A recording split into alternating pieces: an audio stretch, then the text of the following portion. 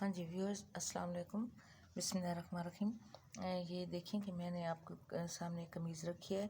तो इस कमीज़ में ये है कि इसका कंधे की ख़ास तौर पे कटिंग का मैंने आपको तरीका बताया है कि घर पर जो ख़वातीन कटिंग करती हैं कपड़े वो किस तरह से कटिंग करें।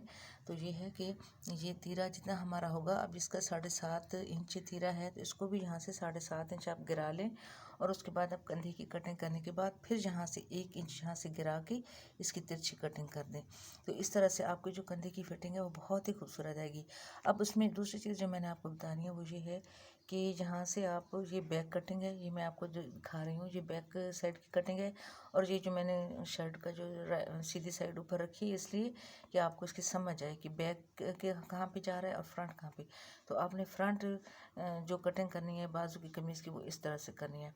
तो जो ख़वातीन घरों में फ्री हैंड कटिंग करती हैं ये उनके लिए ये तरीका है, ये आसानी है उनके लिए, क्योंकि इससे कमीज़ की फ़िटिंग बहुत ही खूबसूरत आती है, चेस्ट की खूबसूरत आती है फ़िटिंग। इसके अलावा फिर आपने यहाँ क्या करना है कि फ़िटिंग जो अपने बस्ट की देनी है चेस्ट में, बस्ट के लिए क्या है कि कमर से लेकर इसका जो कंधे तक जो हिस्सा होता है ये बगल तक, इसका आप निस्फ कर लें और यहाँ से उसकी पे मैश करें कि बस्ट कितना है। क्योंकि कुछ ख़वातीन स्लिम होती हैं, कुछ ज़रा मोटी होती हैं, तो उनका बस्ट का भी जो होता है वो हिसाब किताब अलग अलग होता है।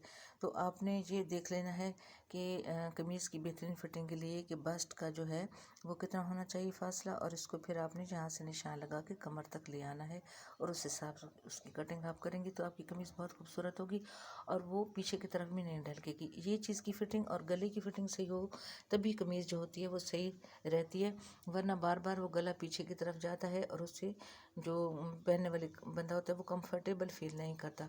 तो आपने इसका ख़ास ख्याल रखना है।